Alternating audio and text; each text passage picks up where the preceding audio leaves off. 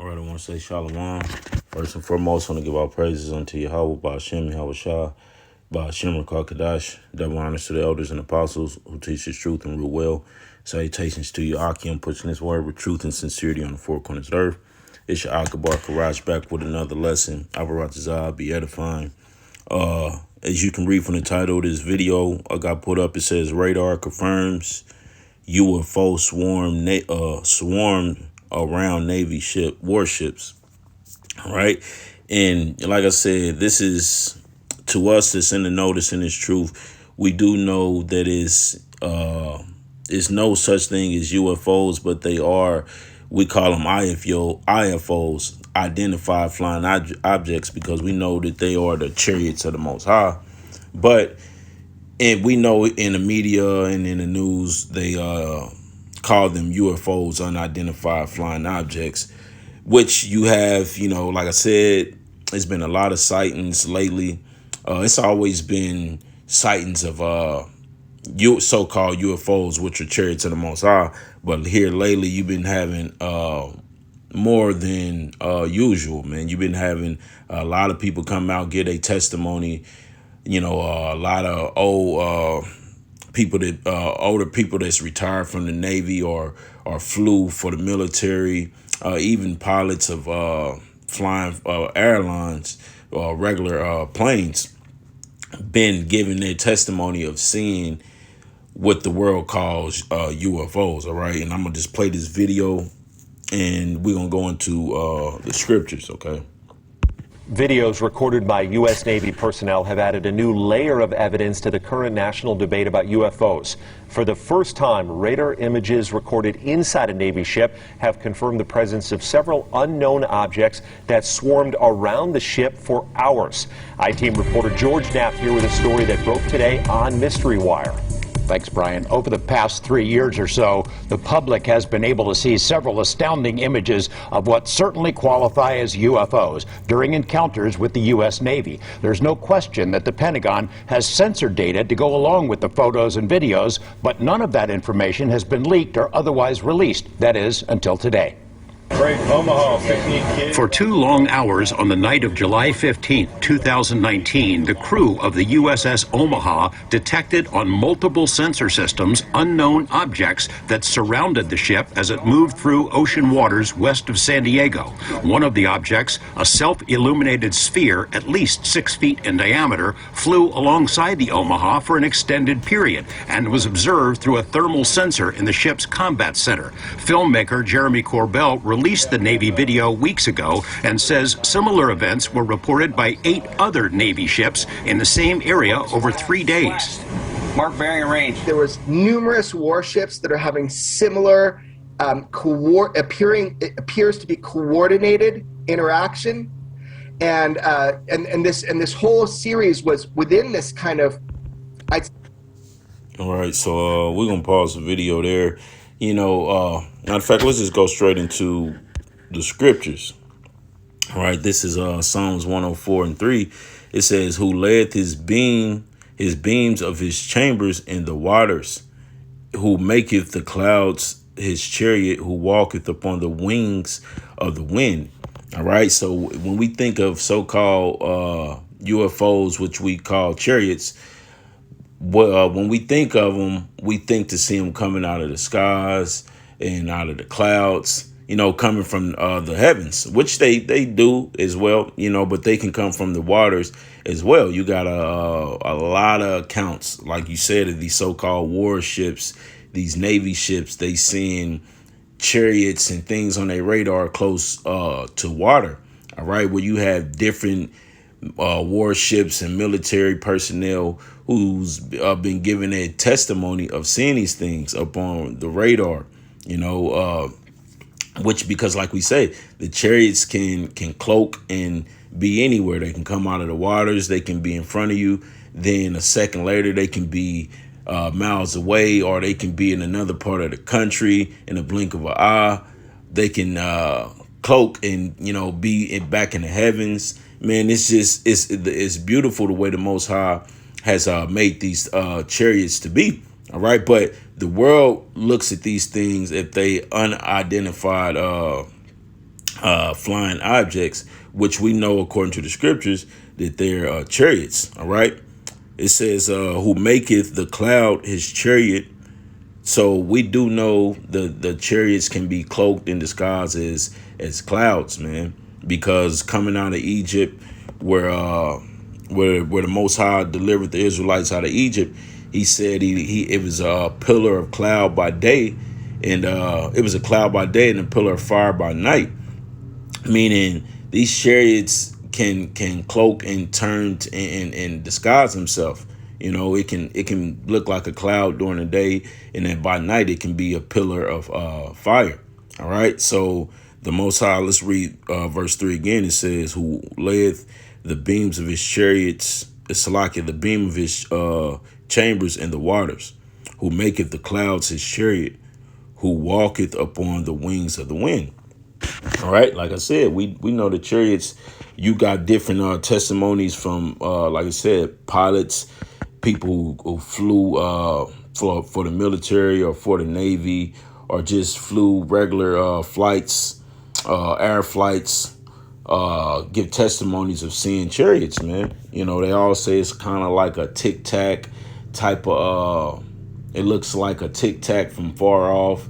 You know, man, you do the research, man. You discover so many chariots can come shaped in different shapes and sizes. A lot of people will look at them as being shooting stars or stars. You know, we brother, my testimony from when I seen the chariot, it was, you know, you just seen it moving in the sky. All right. And you sometimes you see them and they can look like birds, or they can, you know, man, it can look all different types of ways and disguises. All right. The chariots can be disguised in many different things. Like I said, you have different prophets that give their account of chariots when they have visions of seeing them. This is Zechariah 5:1. It says, then I turned and lifted up mine eyes and looked, and behold, a flying roll. All right. So Zechariah is seeing it, and he said it was like a flying roll. All right. So chariots can come looking in all different shapes, forms, and fashions.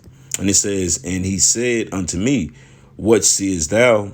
And I answered, a flying roll. The length thereof is 20 cubits, and the breadth thereof 10 cubits.